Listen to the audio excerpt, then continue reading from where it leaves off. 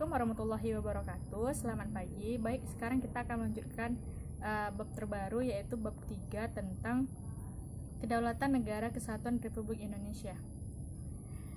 Pengertian dari hakikat dan kedaulatan, yaitu kedaulatan itu berasal dari kata daulah, yaitu artinya kekuasaan tertinggi yang berasal dari bahasa Arab. Pengertian kedaulatan sendiri adalah kekuasaan yang tertinggi untuk membuat undang-undang dan melaksanakannya dengan semua cara yang tersedia. Kemudian, kedaulatan rakyat membawa konsekuensi bahwa rakyat adalah pemegang kekuasaan tertinggi di dalam kehidupan bermasyarakat dan bernegara. Kedaulatan rakyat berarti juga pemerintahan mendapatkan mandat dari rakyat, oleh rakyat, dan untuk rakyat. Pemerintahan oleh rakyat mengandung pengertian bahwa pemerintahan yang ada diselenggarakan dan dilakukan oleh rakyat sendiri. Gaya pemerintahan seperti ini disebut dengan demokrasi. Menurut pendapat Jean Bodin, seorang ahli tata negara dari Prancis yang hidup di tahun 1500-an, kedaulatan adalah kekuasaan tertinggi untuk menentukan hukum dalam suatu negara. Kedaulatan menurut Jean Bodin memiliki 4 sifat pokok. Yang pertama yaitu asli, yang berarti kekuasaan tidak berasal dari kekuasaan yang lain yang lebih tinggi. Kemudian permanen, artinya kekuasaan itu tetap ada sepanjang negara tetap berdiri walaupun pemerintahan sudah berganti. Kemudian yang ketiga tunggal. Tunggal artinya kekuasaan itu merupakan satu-satunya dalam negara dan tidak dibagikan kepada badan-badan lain. Yang kemudian yang terakhir ada tidak terbatas.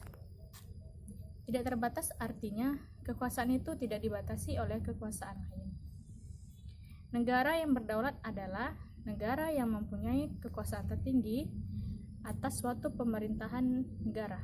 Kemudian perjuangan bangsa Indonesia untuk memperoleh suatu kedaulatan berhasil meraih titik puncaknya pada saat proklamasi pada tanggal 17 Agustus 1945. Adanya pemerintahan yang berdaulat merupakan salah satu unsur konstitutif dari sebuah negara merdeka secara de facto, di samping harus memiliki rakyat dan wilayah. Kedaulatan atau kekuasaan tertinggi suatu negara terdiri atas dua bentuk. Yang pertama ialah kedaulatan ke dalam dan kedaulatan keluar.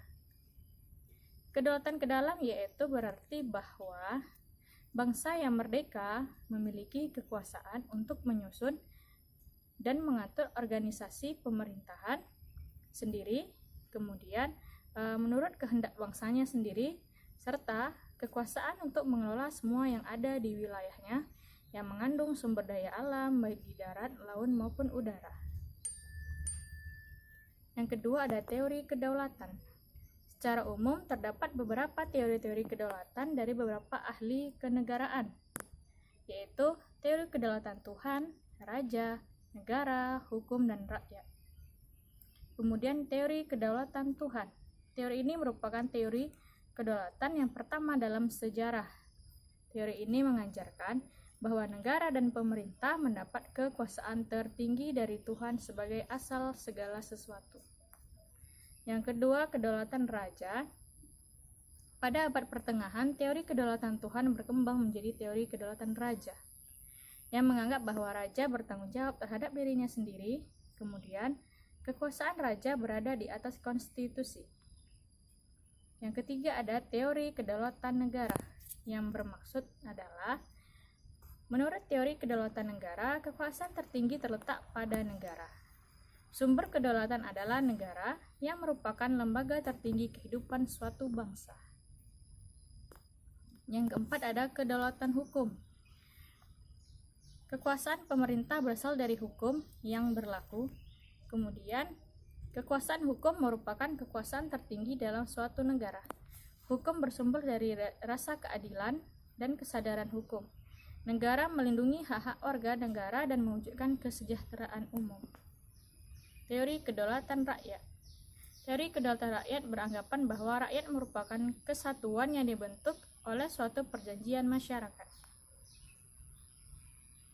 Berikut beberapa pandangan pelopor teori kedaulatan rakyat menurut John Locke. Ada dua, Pactum Unionis dan Pactum Subjectionis.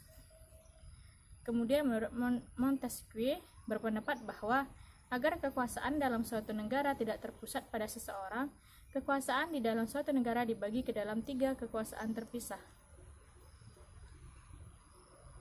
Pemegang kekuasaan yang satu tidak mempengaruhi yang tidak ikut campur dengan terhadap kekuasaan lainnya. Pembagian kekuasaan dalam negara dibagi atas 3 kekuasaan, yaitu sebagai berikut: kekuasaan eksekutif, legislatif, dan yudikatif. Terima kasih. Untuk pertemuan kali ini yang bab 3 yang bertemakan kedaulatan negara kesatuan Republik Indonesia, Ibu harap sudah cukup sampai di sini saja. Kita lanjutkan pada pertemuan kelima pada minggu ke depan. Terima kasih.